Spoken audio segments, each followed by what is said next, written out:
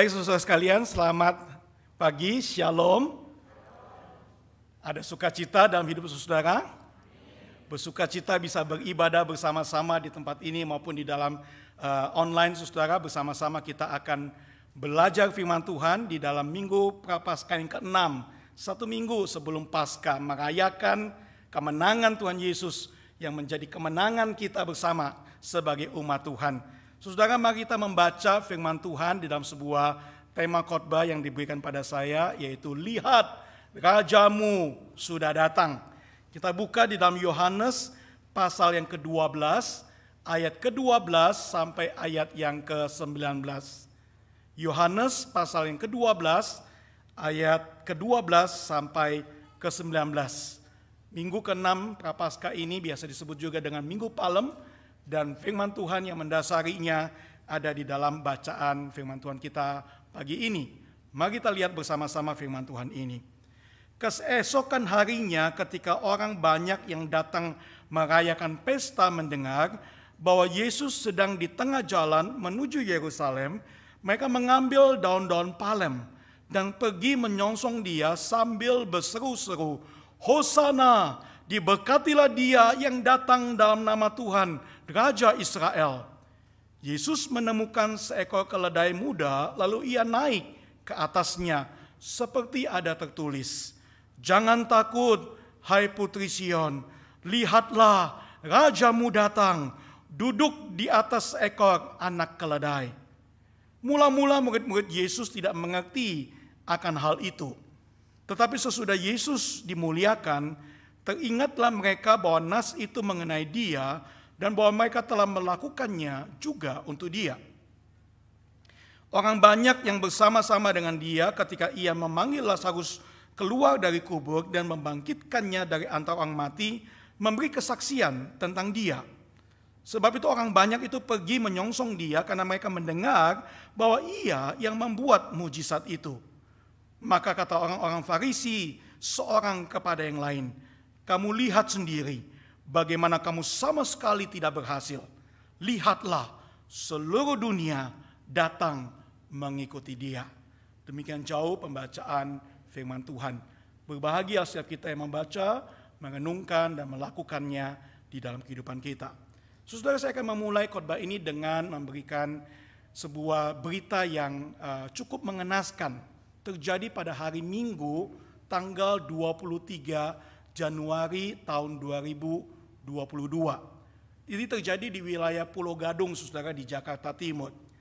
Berita mengenai seorang kakek tua usia 89 tahun, saudara. Ia dikatakan mengendarai sebuah mobil, lalu kemudian dikejar sekelompok orang yang berteriak, maling, maling, kepada dirinya. Nah, menurut keterangan keluarga, kakek ini usia 89 tahun. Wajar sekali kalau pendengarannya itu sudah kurang berfungsi dengan baik. Karena itu saudara, diduga pada waktu ia diteriakin maling-maling itu, ia tidak mendengarkan. Sehingga ia dikejar, lalu ketangkep oleh warga, lalu kemudian dikatakan di sana kakek ini tewas dikeroyok massa, saudara. Dituduh maling, kakek 89 tahun dikeroyok hingga tewas. Saudara, hasil penyelidikan polisi mengatakan kalimat ini nih, ini yang saya ingin garis bawahi kepada kita. Di sana dikatakan bukan maling, itu warga aja salah persepsi. Itu punya dia sendiri, maksudnya itu adalah mobil itu, saudara, punya dia sendiri kok. Sudah kami cek, kata polisi. Saudara, salah persepsi sampai kemudian dianggap maling, saudara. Liputan6.com itu memberi judul demikian untuk peristiwa ini. Salah sangka dikira maling mobil, kakek 89 tahun tewas dikeroyok massa, saudara. Nah, saudara, saya garis bawahi kata polisi tadi dengan judul daripada liputan6.com itu. Salah persepsi, salah sangka. Salah persepsi, salah sangka, saudara, itu bisa berakibat nyawa melayang ternyata di Indonesia ini. Waktu saya pikirkan ini, saudara, saya kemudian memikirkan Ini salah sangka dan salah persepsi tentang manusia, tentang orang. Bagaimana kalau kita salah persepsi atau salah sangka tentang Tuhan? Dampaknya bukan hanya sekedar kita akan kehilangan nyawa mungkin saudara, tetapi dampaknya itu sampai kepada kekekalan bukan? Kita tidak boleh sampai salah sangka atau salah persepsi tentang Tuhan. Nah, teks yang kita baca ini saudaraku memberikan sebuah narasi tentang salah sangka, salah persepsi dari beberapa pihak tentang siapa sebenarnya Tuhan Yesus itu. Mari kita mulai dengan memperhatikan background-nya. Karena disakatakan ada sebuah perayaan pesta. Nah, saudara, ini bukan pesta ulang tahun, bukan pesta pernikahan, ya, tetapi ini adalah sebuah perayaan festival besar, terbesar di dalam tradisi orang Yahudi, yaitu perayaan Paskah Yahudi, saudara. Dalam perayaan Paskah Yahudi ini, orang Yahudi akan berkumpul dari mana-mana tempat di Yerusalem untuk bisa merayakan peristiwa pembebasan orang Israel dari perbudakan Mesir. Nah, saudara bisa bayangkan orang Israel, orang Yahudi itu berkumpul dari mana-mana tempat, numplek semua di Yerusalem.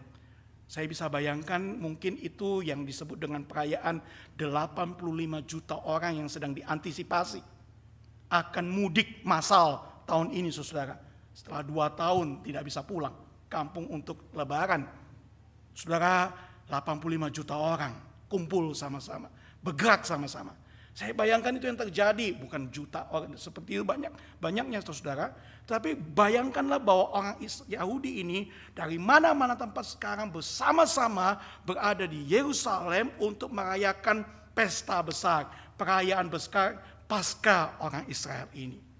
Nah, saudara, di dalam konteks keramaian Paskah inilah narasi Injil ini kemudian menggambarkan mengenai pihak-pihak yang punya persepsi yang salah tentang Yesus.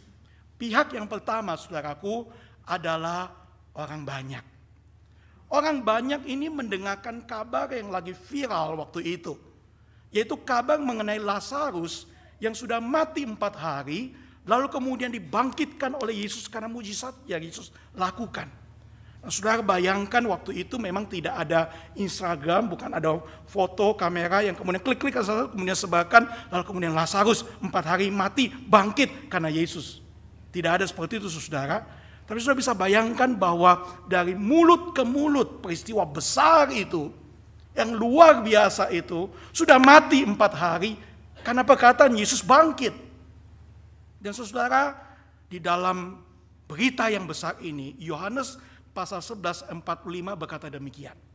Banyak di antara orang-orang Yahudi yang datang melawat Maria dalam perkabungan Lazarus yang mati itu, dan yang menyaksikan sendiri apa yang telah Yesus diperbuat oleh Yesus.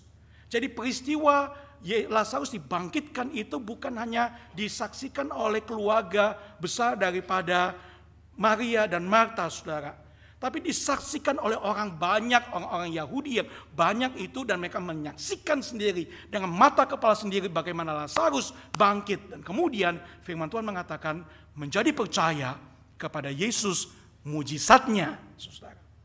Saudara, banyaknya saksi mata dan banyaknya orang yang menjadi begitu kagum untuk mujizat Tuhan ini, itu makin memperluas berita tentang Yesus ini kemana-mana. Saudaraku, tidak heran kalau waktu itu orang banyak itu benar-benar pengen ketemu langsung dengan Yesus. Karena menyebar beritanya kemana-mana. Dan orang lagi kumpul di sana, bukan di Yerusalem. Dan waktu mereka dengarkan siapa sih ini Yesus yang benar bisa bangkitkan orang mati. Nah, saudara, dalam keinginan untuk bertemu langsung dengan Yesus inilah firman Tuhan mengatakan Yesus itu sedang berjalan ke Yerusalem.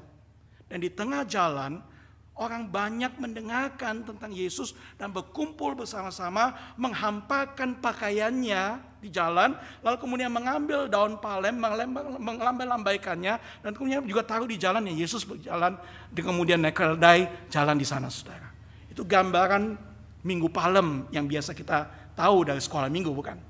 Nah, saudara, sekarang mari kita lanjutkan dengan sebuah pertanyaan yaitu kenapa sih pakai daun palem ini?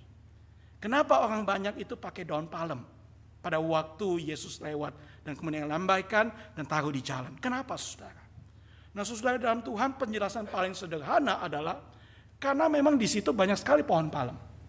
Ya, Matius pasal 21 ayat 8 berkata demikian.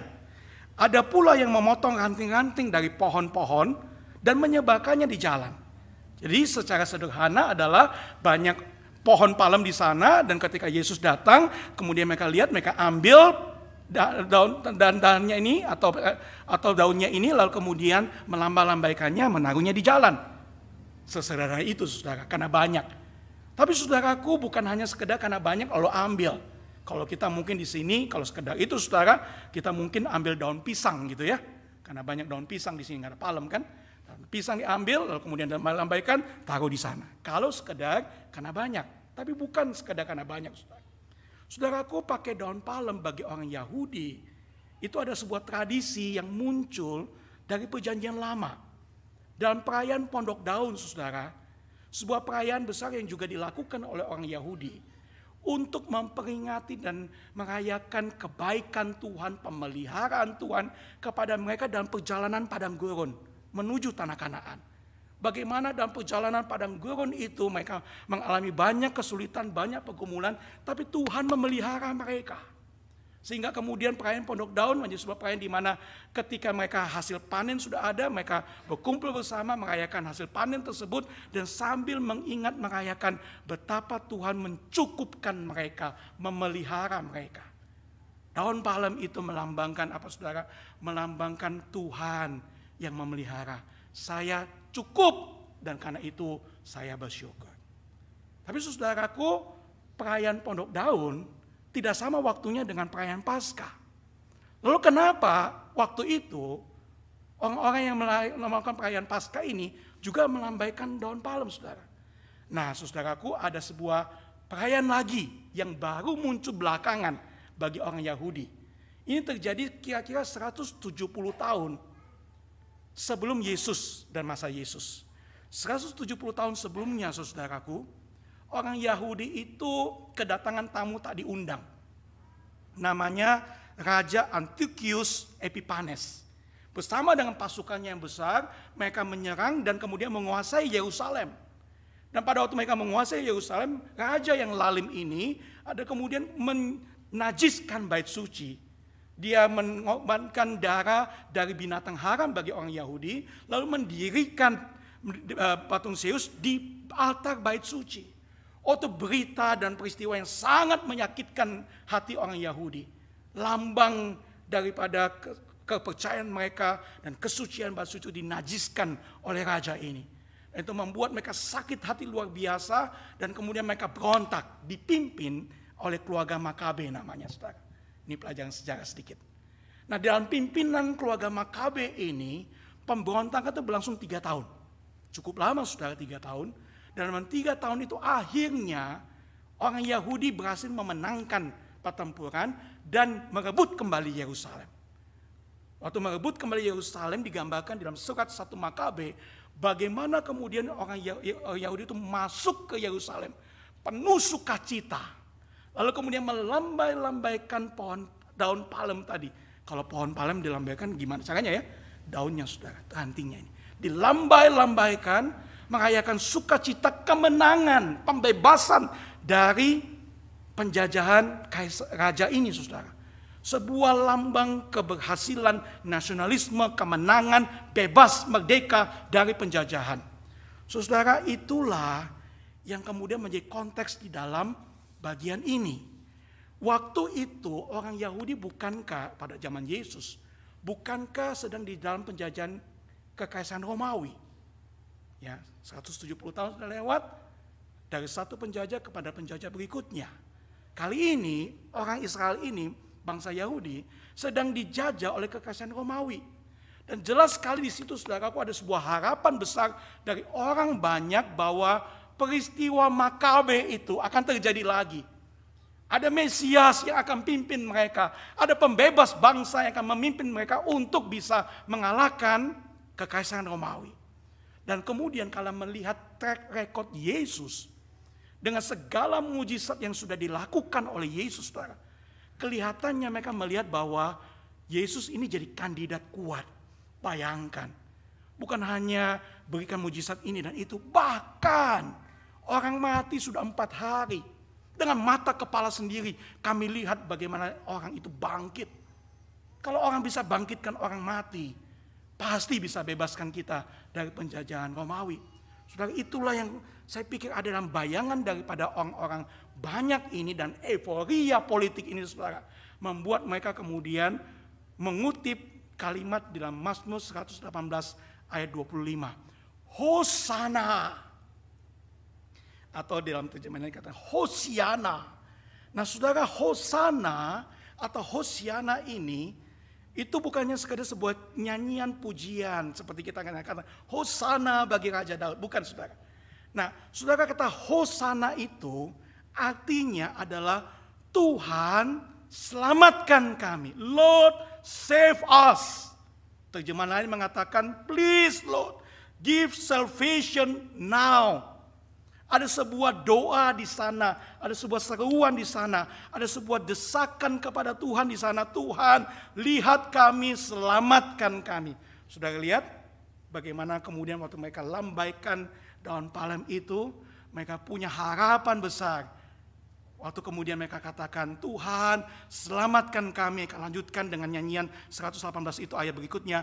Diberkatilah dia yang datang dalam nama Tuhan. Dia itu, saudara, adalah Yesus yang mereka lihat. Saya bayangkan mereka waktu itu, diberkatilah dia. Mata mereka, orang banyak ini tertuju pada Yesus. Dan mengatakan, diberkati dia. Diberkati orang ini yang datang dalam nama Tuhan. Dan saudara, ayat ini berlanjut dengan satu kata, satu kalimat yang tidak ada di dalam Mazmur 118. Yaitu diberkatilah Raja Israel. Itu tambahan mereka. Tidak ada di dalam Mazmur 118. Artinya, saudaraku, jelas sekali Yesus yang dikatakan di sana diberkati itu, yang datang dalam nama Tuhan itu, dia diberkati karena dia akan jadi raja kami, jadi pembebas kami, jadi Mesias politik bagi kami. Saya bayangkan itu yang mungkin sekarang sedang dinantikan oleh bangsa Ukraina, saudara. Ya, ketika kemudian terus berada dalam bombardir daripada Rusia. Mereka mengharapkan sebuah pembebasan. Nah, itu orang banyak pada zaman itu, saudara. Mengharapkan pembebasan, dan ketika mereka melihat dia, Yesus itu, mereka kemudian melihat, ini dia orangnya. Ini dia yang akan membebaskan kita dari penjajahan Romawi. Dan mereka bergembira, bersukacita, karena ada bayangan sebentar lagi kami akan bebas. Sebentar lagi kami akan merdeka. Sebentar lagi sukacita dan kecukupan sebagai orang merdeka akan menjadi milik kami lagi. Saudara, itu euforia yang muncul pada orang banyak pada waktu itu. Tapi saudaraku, dalam Tuhan kita tahu ada sesuatu yang salah nanti di sini. Kita akan lihat berikutnya. Kita lanjutkan dulu kepada pihak kedua yang digambarkan oleh narasi Injil ini sebagai pihak yang salah sangka tentang Yesus. Salah persepsi tentang Yesus. Siapa mereka? Mereka adalah para pemimpin agama Yahudi, saudara. Pikiran yang sama ternyata sebenarnya sudah dimiliki oleh para pemimpin agama Yahudi waktu itu. Yesus ini memang terlihat bukan hanya oleh orang banyak, tapi oleh para pemimpin agama Yahudi ini sebagai kandidat yang populer sekali untuk jadi Mesias politik yang membebaskan bangsa Israel daripada penjajahan Romawi, saudara. Tapi menarik karena respons mereka itu berbeda sekali dengan orang banyak. Kalau orang banyak menjadi mengeluh-ngeluhkan Yesus, jadi punya euforia luar biasa, para pemimpin agama Yahudi menjadi khawatir, saudara. Khawatirnya kayak apa? Kita lihat Yohanes 11 ayat 48. Di sana dikatakan dalam diskusi para pemimpin agama ini, apabila kita biarkan dia, maka semua orang akan percaya kepadanya. Dan lihat yang saya highlight, orang-orang Roma akan datang dan akan merampas tempat suci kita serta bangsa kita ini. Sudah dalam Tuhan mereka menjadi khawatir. Melihat Yesus yang populer dan melihat Yesus yang mereka persepsikan akan menjadi raja ini, menjadi Mesias ini, mereka kemudian khawatir bahwa nanti orang Roma akan terusik dan akan datang lalu kemudian membereskan urusan dan kemudian akan membuat kita dalam masalah besar. Mereka jadi khawatir, saudara. Tapi saudara, apakah kekhawatiran mereka ini murni karena masalah kestabilan politik yang mereka harapkan tetap terjadi? Saudara, kalau kita lihat lebih lanjut ternyata bukan. Saudara lihat di sana dikatakan kalau kita biarkan dia, semua orang akan percaya kepadanya. Dan kalau kita lihat bagaimana respons mereka setelah melihat orang banyak yang mengeluhkan Yesus pada pasal 12 ayat yang ke-19, mereka berkata seorang kepada yang lain, kamu lihat sendiri, kamu sama sekali tidak berhasil, gagal total, saudara. Lihat, seluruh dunia datang mengikuti dia, Yesus itu. Saudara perhatikan apa yang menjadi concern utama mereka. Concern utama mereka adalah bahwa kepopuleran mereka, kestabilan diri mereka sendiri, apa yang mereka harapkan untuk diri mereka sendiri, sekarang itu terusik dengan Yesus. Orang banyak yang percaya bukan pada mereka yang selama mereka bisa kontrol, tapi sekarang orang banyak itu percaya kepada Yesus. Oh, mereka bukannya sekedar memikirkan tentang orang banyak dan bagaimana mereka tetap hidup stabil secara politik. Bukan, saudaraku. Jauh di dalam hati mereka yang mereka sedang perjuangkan adalah sama seperti yang diperjuangkan oleh orang banyak. Ketika orang banyak mengeluh-elukan Yesus, itu bukan karena mereka memang mau menuhankan Yesus, tetapi karena mereka melihat Yesus itu akan menjadi alat yang baik untuk mendapatkan mereka inginkan. Begitu pula dengan para pemimpin agama Yahudi ini. Mereka kemudian melihat Yesus, dan waktu Yesus mendapatkan begitu banyak perhatian dari orang banyak, mereka kemudian merasakan suatu kekhawatiran, ketegangan, putus asa besar. Kalau ini terus dilanjutkan, kita akan kehilangan kuasa kita, posisi kita, kesenangan kita, semua hal yang kita nikmati selama ini akan diambil oleh Yesus itu. Karena itu Yesus harus segera disingkirkan. Saudara perhatikan, saya mau masuk kepada poin penting dari dua pihak yang salah mengerti tentang Yesus ini. Responsnya beda, saudara. Orang banyak memuja-muja Tuhan, Yesus. Para pemimpin agama itu kemudian ingin menyingkirkan Yesus.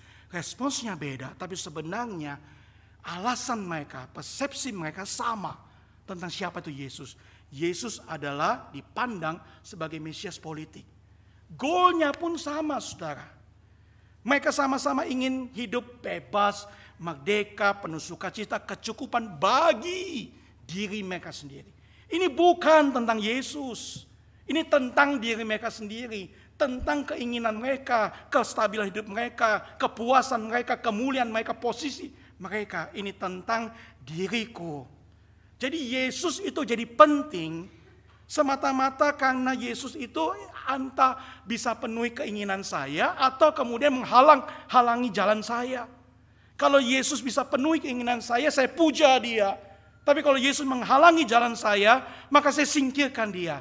Itu yang dilakukan oleh orang banyak dan para pengikut, para pemimpin agama Yahudi waktu itu. Saudaraku, tentu kita tahu ini persepsi yang salah tentang siapa Yesus. Pertanyaan saya, siapa Yesus menurut kita?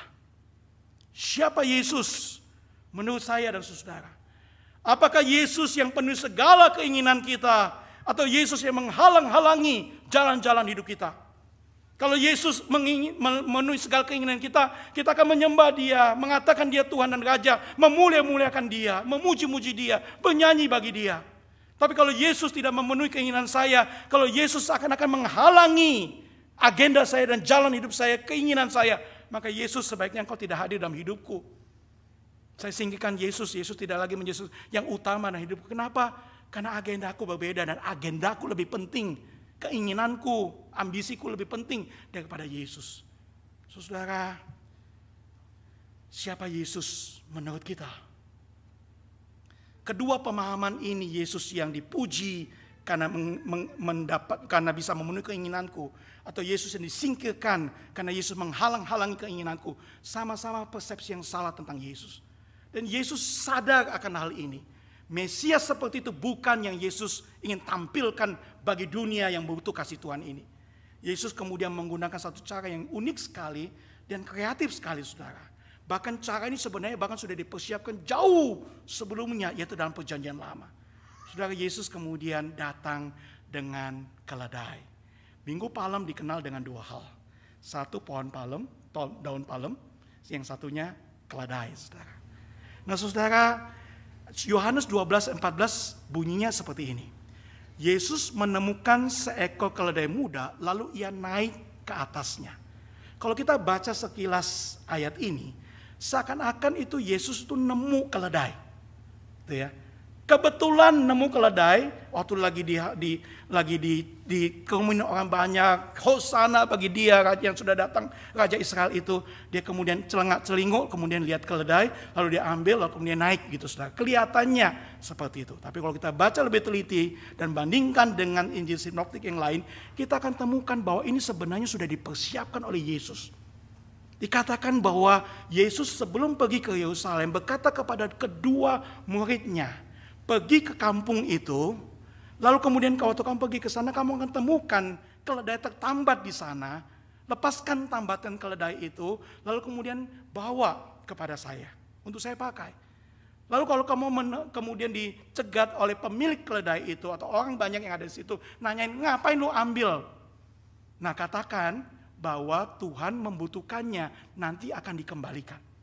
Saudara, Yesus sudah mempersiapkan, merencanakan untuk menggunakan keledai. Nah pertanyaannya sekarang adalah, kenapa Yesus sengaja menunggangi keledai? Saudara. Nah saudaraku, Yohanes 12 ayat 15 memberikan penjelasannya. Mengutip dari kalimat dari Nabi Sakaria. Jangan takut hai putri Sion, lihat rajamu datang duduk di atas seekor anak keledai. Lengkapnya dalam Sakaria 9 ayat 9. Di sana disebutkan, bersorak-soraklah dengan nyaring, hai putri Sion. Bersorak-soraklah, hai putri Yerusalem. Benar saudaraku. Umat Tuhan harus bersorak-sorak. Umat Tuhan harus memuji-muji Tuhan. Raja yang sudah datang bagi kita. Lihat, rajamu sudah datang kepadamu. Ia adil dan jaya. Tapi sudah perhatikan, keadilan dan kejayaan yang Tuhan berikan, Mesias Raja yang datang itu, ia hadir di dalam lemah lembut dan mengendarai seekor keledai. Jauh sebelumnya sudah dinubuatkan. Mesias yang datang, Raja yang datang itu, bukan datang dengan kekuasaan, bukan datang dengan kekuatan, bukan datang untuk kemudian mengadakan perang dan kemudian memenangkan perang menjadi raja orang Israel di dunia ini. Yesus yang mulia itu datang dengan kelemah lembutan saudaraku. Raja yang adil dan jaya itu datang dengan kasih dan memberitakan damai kepada dunia. Ia datang untuk membebaskan tawanan dari belenggu dosa. Dengan apa? Sakaria pasal 9 ayat 10 mengatakan dengan darahnya. Dengan darahnya saudara. Dengan darah perjanjian itu. Ia akan membebaskan umatnya. Dan itu bukan membebaskan dari penjajahan yang sementara dalam dunia ini. Tapi membebaskan manusia berdosa yang dibelenggu oleh dosa. Yang dampaknya sampai pada kekekalan. Tuhan begitu peduli pada hidup manusia. Sehingga dia tidak hanya ingin memberikan kemuliaan di dunia ini. Yang sementara dan akan hilang ini. Tapi dia peduli pada manusia untuk memberikan kemuliaan sampai kepada kekekalan. Dan untuk itu ia datang dalam kelemah lembutan. Ia datang mengendarai keledai. Saudara, apakah engkau hari ini punya pemahaman yang tepat tentang siapa Mesias Yesus yang sudah datang, Raja kita yang sudah datang itu? Apakah kita selalu mengingat bahwa dia datang dalam rupa seorang hamba? Apakah kita ingat bahwa dia taat sampai mati, terkutuk di kayu salib buatku dan buatmu? Apakah kita selalu bersyukur dan selalu bersuka cita, bersorak-sorai bagi Tuhan yang sudah memberikan kepada kita kejaminan keselamatan itu. Dan sungguh-sungguh hidup untuk mengikuti agendanya Tuhan bagi hidup kita. Sembari menanti kedatangan yang kedua kali. Menyambut saleh-salehnya masuk ke dalam kerajaan surga yang mulia itu. Saudara, kalau kita mengatakan, of course atuh, sudah lama jadi orang Kristen, masa yang gini aja nggak tahu. Saudara, jangan cepat-cepat kasih jawaban. Kenapa saudaraku? Karena narasi Injil ini bukan hanya bercerita tentang dua pihak yang salah persepsi tentang Yesus. Bukan hanya orang banyak, bukan hanya para pemimpin agama Yahudi yang salah persepsi tentang Yesus. Firman Tuhan memberitahukan bahwa ada pihak ketiga yang salah persepsi, dan mereka ini adalah murid-murid Yesus yang bersama-sama dengan Yesus 3,5 tahun. Hidup bersama, diajar dengan intensif sekali Tuhan Yesus. Tapi kemudian murid-murid ini pun salah persepsi. Yohanes 12:16 berkata, mula-mula murid-murid Yesus tidak mengerti tentang hal itu. Saudara, murid-murid Yesus tidak mengerti, mula-mula tidak mengerti. Kalau kita baca dengan teliti, saudaraku, saya bisa simpulkan bahwa mereka bukannya sekedar tidak mengerti, mereka ada salah mengerti. Mereka juga punya salah persepsi. Pikiran mereka sebenarnya sama saja dengan orang banyak dan para pemimpin agama. Sama-sama sedang mengharapkan Mesias politik. Itu yang digambarkan dalam Markus, saudara, pasal yang ke-10, bukan? Dalam perjalanan ke Yerusalem, kata Injil Markus, Yesus itu untuk kali ketiga, saudara. Ini bukan percakapan yang pertama tentang bagaimana Yesus akan menderita, mati di kayu salib, bangkit pada yang ketiga. Bukan kali pertama, ini sudah kali ketiga Yesus mengatakan hal itu.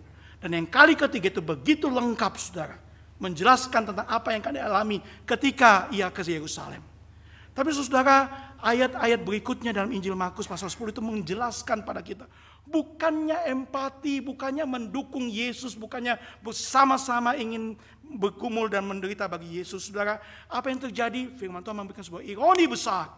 Murid-murid Yesus sudah ikut 3,5 tahun ini, malah sedang melakukan konspirasi untuk memikirkan siapa yang nanti akan jadi tangan kanan dan tangan kiri, mendapatkan posisi terhormat waktu Yesus jadi raja di Yerusalem. Saudara, pandangan mereka sama saja sebenarnya. Dimulai dari Yakobus dan Yohanes, bukan? Yang minta tempat terhormat itu, lalu didengarkan oleh 10 murid yang lain, 10 murid ini jadi bete, lalu firman Tuhan mengatakan mereka bertengkar di situ. Bahkan kalau kita baca dalam Injil Lukas, saudara, Injil Lukas memberitahukan bahwa catatan perdebatan itu bahkan berlangsung di dalam perjamuan malam terakhir. Benar, saudara. Di perjamuan malam terakhir, demikianlah firman Tuhan berkata dalam Injil Lukas pasal 22 ayat 24. Terjadilah juga pertengkaran di antara murid-murid Yesus. Siapakah yang dapat dianggap terbesar di antara mereka? Di dalam malam perjamuan terakhir, saudara, masih bergulat, berebut posisi, berebut kuasa, berebut kemuliaan, berebut siapa yang paling bisa dihormati di tengah-tengah murid-murid Tuhan itu. Saudara, ini tidak beda jauh, bukan, dengan orang banyak dan para pemimpin agama itu tentang diri. Saudara, saya ajarin bahasa Perancisnya untuk hal ini, saudara. Bahasa Perancis untuk peristiwa ini adalah sami mawon. Sama saja, saudara. Bahasa Jawa ya. Fokusnya sama. Sama-sama tentang diri. Bukan tentang Yesus. Sama-sama berjuang untuk posisi diri, kemuliaan diri, kesenangan diri. Bukan tentang Yesus.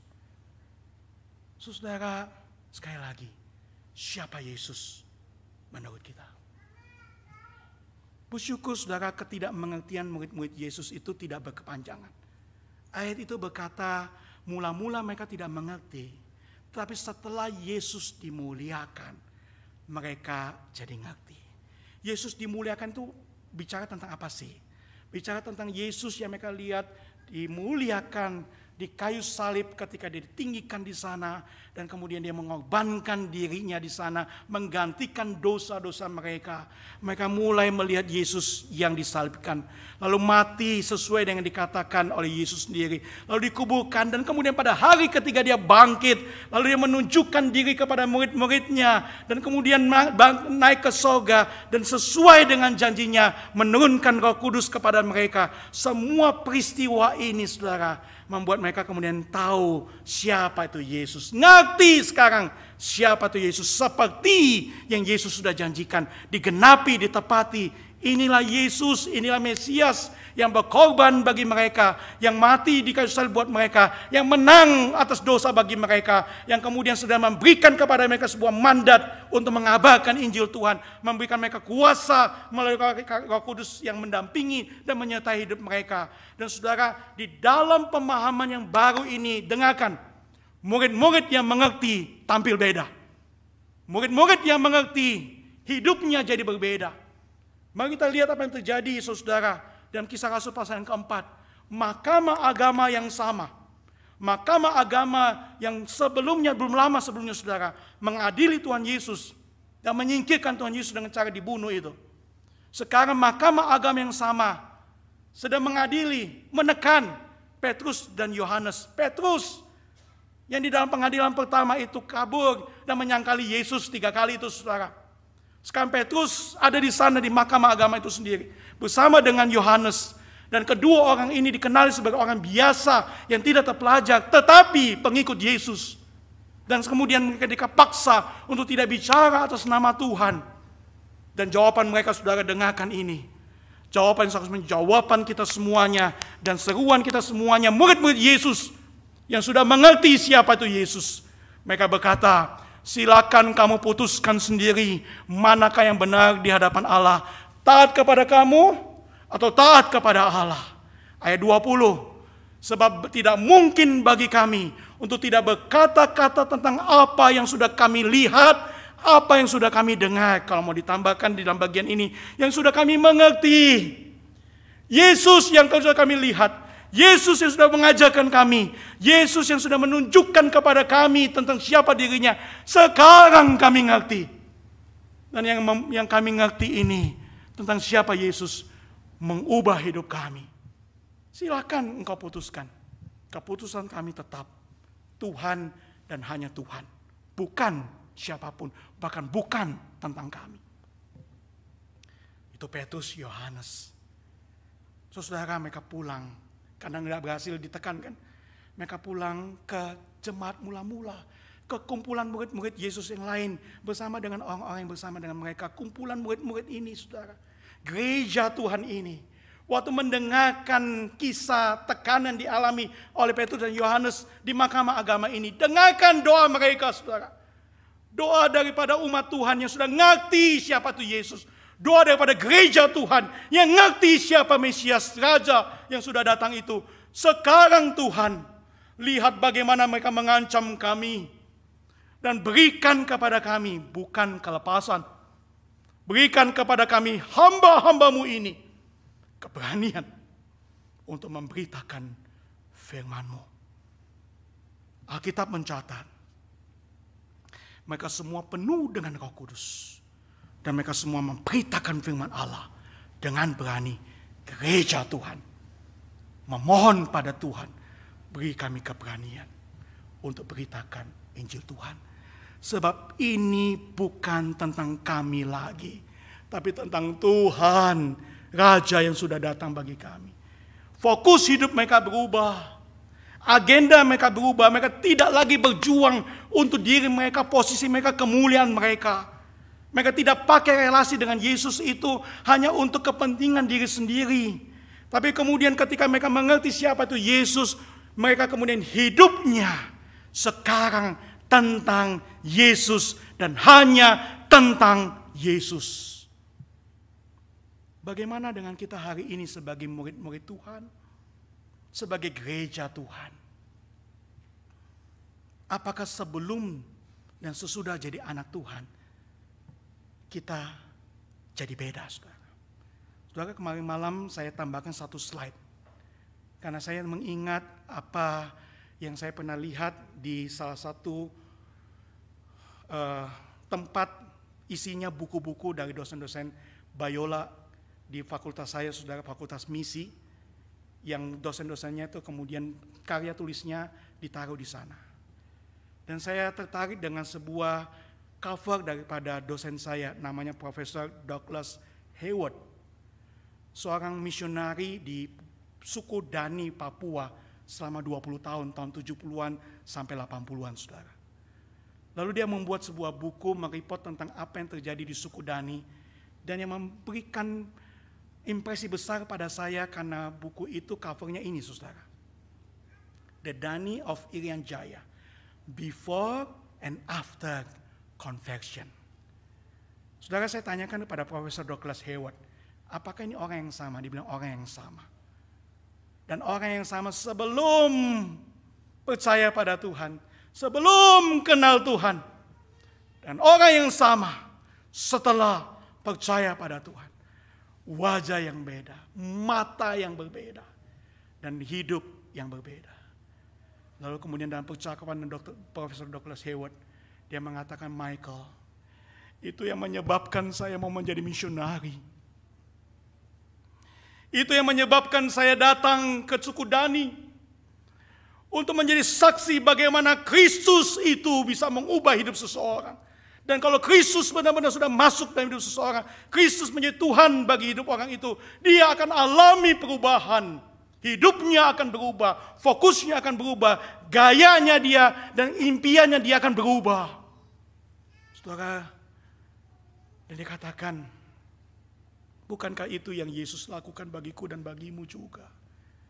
Dia datang untuk mengubah hidupku dan hidupmu. Saudaraku dalam Tuhan, izinkan saya bertanya hari ini, sudah berapa lama engkau mengikut Yesus? Adakah hidup kita berubah sebelum dan sesudah ikut Tuhan? Dulu sebelum ikut Tuhan, cinta uang, kejar harta dunia.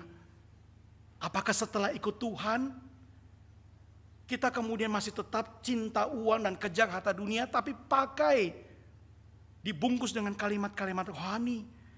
Ikut Tuhan pasti dapat berkat, pasti jadi sukses. Ikut Tuhan, Tuhan pasti berikan hal yang melimpah. Kalau bahasa anak muda sekarang, ikut Tuhan Yesus pasti jadi sultan. Apakah masih seperti itu, saudara? Atau kita balik kalimatnya dalam kalimat yang lebih berupa ratapan. Tuhan, aku kan sudah setia kepadamu. Aku kan sudah melayani engkau. Kenapa hidupku tidak sebaik orang lain? Kenapa tidak semujur orang lain? Aku kan sudah berdoa, Tuhan, kenapa engkau tidak jawab keinginanku, tidak jawab doa-doaku? Apa kurangnya aku dibanding yang lain, Tuhan? Semuanya tentang aku, saudara. Tuhan itu dipuji atau disingkirkan semata-mata ukurannya adalah apakah dia bermanfaat bagiku atau tidak. Saudara, itu bukan tanda hidup anak Tuhan yang sudah diubah Tuhan. Orang yang sudah mengerti akan berkata berbeda. Mari kita masuk sebelum pandemi dan harap-harap sesudah pandemi, saudara. Harap-harap kita sudah bisa seperti sudah pandemi. Saudara, apakah sebelum pandemi kita ikut Tuhan tidak mau pikul salib, kita ikut Tuhan tidak mau sangkal diri, kita ikut Tuhan ibadah malas-malasan, pelayanan asal-asalan. Tapi pandemi ini bukan mengajarkan kita bahwa hidup itu sementara, hidup itu fragile, hidup itu rapuh sekali. Ibu Esther minggu lalu bercerita bukan bagaimana ada belasan jemaat yang kemudian harus dipanggil pulang dalam masa pandemi ini. Saya pribadi, saudara, 1 bulan yang lalu kakak ipar saya meninggal tiba-tiba karena jantung. 2 hari yang lalu, saudara, kakak daripada teman saya 14 hari isoman baik-baik saja karena COVID. Lalu kemudian merasa sesak napas, lalu ke rumah sakit tiba-tiba kritis. 2 hari lalu meninggal. Usia 48 tahun. Kakak ipar saya 53 tahun. Pandemi ini mengajarkan kita betapa rapuhnya hidup kita ini. Betapa sementaranya hidup kita ini. Kita bisa check out kalau pakai bahasa Luhut, saudara. Check out kapan saja, bukan? Dan dalam kesementaraan kita, sebelumnya kita berkata ikut Tuhan biasa-biasa aja, jangan terlalu radikal, jangan terlalu ngoyo lah. Apakah sekarang setelah kita alami semua kepahitan dan tekanan di dalam masa pandemi ini, kita kemudian berkata, Tuhan, hidupku sementara. Dan sementara ini aku ingin persembahkan seluruhnya kepadamu, total kepadamu. Agenda Tuhan bukan agendaku, kemuliaan Tuhan bukan kemuliaanku, rencana Tuhan dan kisahnya Tuhan bukan tentang rencanaku dan kisahku. Karena itu sekarang ya Tuhan, aku rajin beribadah, rajin baca Alkitab, tekun melayani, setia bersekutu, dan bersemangat bersaksi tentang Yesus Tuhan di dalam hidupku itu. Raja yang sudah datang bagiku dan bagi dunia yang berdosa ini. Saudara, adakah kehidupan seperti itu menandai kehidupan kita sebagai umat Tuhan yang memahami siapa Yesus yang sejati? Saudara, saya akan tutup dengan sebuah lagu. Dalam persiapan khotbah ini, 1 minggu ini, saya diingatkan Tuhan tentang lagu sekolah minggu. Lagu yang sederhana sekali, tapi punya makna yang begitu dalam, saudara. Lagu yang mengatakan, hidupku bukannya aku lagi, tapi Yesus yang di dalamku. Yesus yang hidup di dalamku. Yesus Raja yang sudah datang bagiku. Dan Yesus yang sudah bebaskanku ini. Yesus yang aku mengerti sekarang ini. Dia Tuhan, aku hamba. Ini bukan tentang diriku lagi. Ini tentang Yesusku. Dan hidupku adalah bagi Dia. Saudara, mari kita nyanyikan lagu ini sebagai doa kita kepada Tuhan, sebagai janji kita kepada Tuhan, tekad komitmen kita kepada Tuhan. Jangan sia-siakan semua kepahitan, tekanan, sakit yang kita alami selama pandemi ini. Buat pandemi ini mengajak kita satu hal besar. Hidup ini bukan tentang kita, tentang Yesus. Hidupku bukannya aku lagi. Dengan pelan kita nyanyikan lagu ini. Hidupku bukannya aku lagi, tapi Yesus dalamku. Katakan, saudara. Hidupku bukannya aku lagi, tapi Yesus dalamku. Sama-sama bilang kepada Yesus. Yesus hidup. Yesus hidup dalamku. Hidupku bukannya aku lagi, tapi Yesus dalamku. Mari bangkit berdiri di hadapan salib Yesus, Raja yang sudah datang bagi kita itu. Mari kita sama-sama katakan kepada Dia, Tuhan, aku mengerti sekarang siapa Engkau. Aku tahu siapa Engkau, Mesias yang hidup. Dan untuk itu Tuhan, hidupku tidak tentang aku lagi, tapi tentang Engkau. Pakai hidupku dalam waktu yang Kau percayakan padaku. Yesus, ini tentang Engkau. Hidupku bukannya aku lagi, tapi Yesus dalamku. Hidupku bukannya aku lagi, tapi Yesus dalamku. Yesus, Kau hidup dalam hidupku.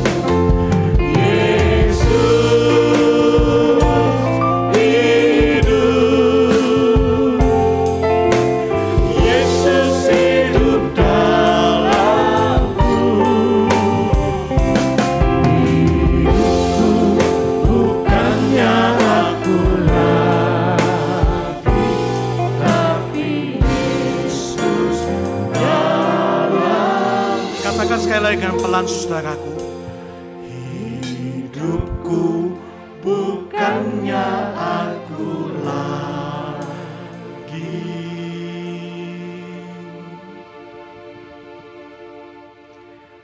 tapi Yesus dalamku.